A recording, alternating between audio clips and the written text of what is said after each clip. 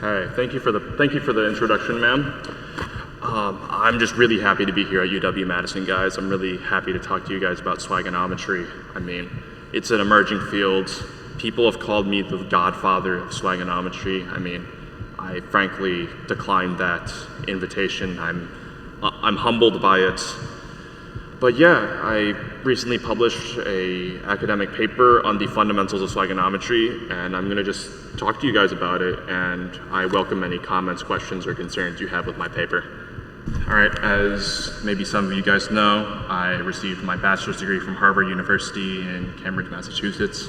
I studied psychology there, and afterwards I did a residency at the south side of Chicago, University of Chicago. And you know, you guys are probably wondering, how did somebody become based in the south side of Chicago? It's a legitimate question, you know, like, how did it happen? Well, one day, a young man by the name of Keith Cozart came to my offices and was like, you know what, I'm frankly struggling here in the trenches. It's just something that hasn't been going well for me.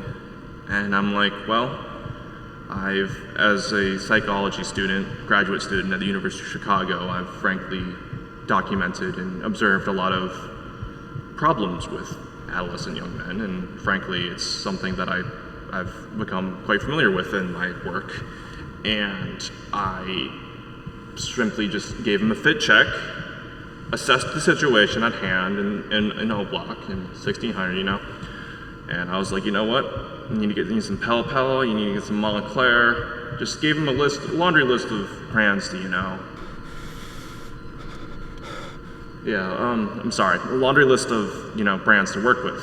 Working in Chicago, that shit was like a movie, you know, like shit was awesome. I mean, I loved the lifestyle.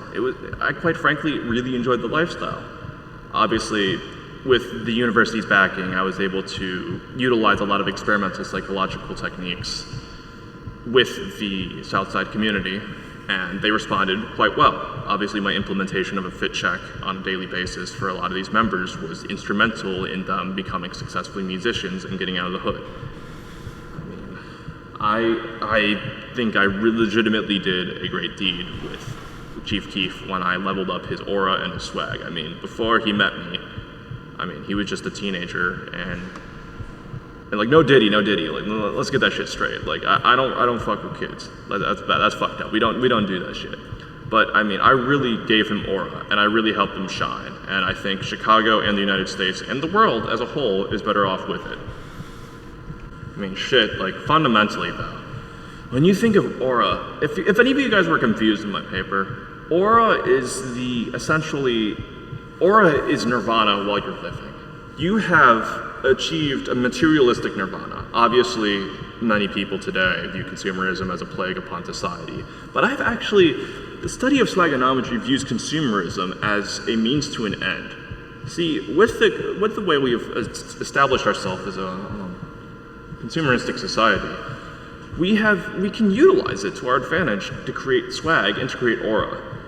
Essentially, it's the yin to the lifestyle yang. Hey, I'm really glad y'all came over today. I'm really happy to see that y'all pulled up. I'm honestly flattered that this many of you guys showed up. Just like to give a big round of applause to my audience. Good job today, guys. Hey, thanks for coming over. Yeah, if any of you guys have any questions, I'd like to open the room up for some conversation about my work. You in the back middle row, can I get your question? Oh, you're talking about Young Lean? Yeah, hey.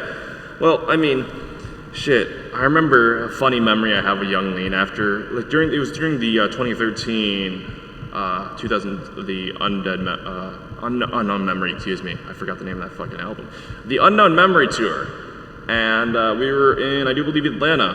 We went to a Waffle House, and oh baba, some fucker comes up with us with a shank, like a fucking whole-ass prison shank. I mean, like, listen, that shit is not swag. That's not how we roll. That's not how we rock it with the, you know, swagonometric movement.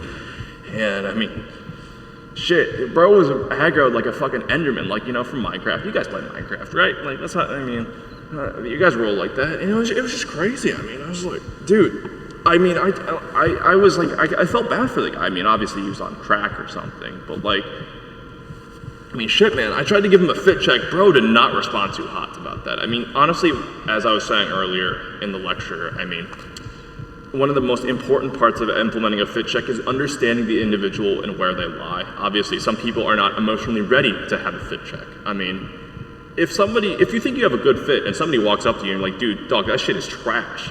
Like, that's gonna hurt. It's not gonna be pleasant.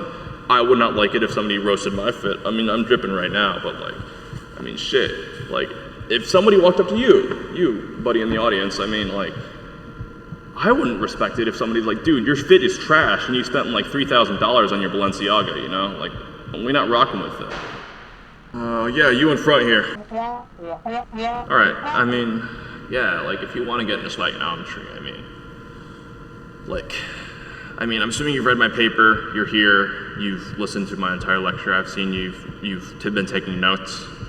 If you want to get into swagonometry, I frankly believe that, yeah, you just really need to tap into the underground. You need to know who the next Fredo Santana is. You need to know who the next Lil Durk is. And you gotta know who the next Christ Dillinger is. Like, you gotta be aware of people before they blow up, so you can help them, like, increase their swag.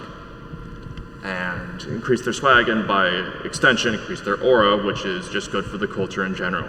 Obviously, like for example, like there's people with Instagram, like they got like 300 followers on their Instagram, and I'm tapped in. I got the next Fredo Santana, I got the next Nicki Minaj. They're on my phone.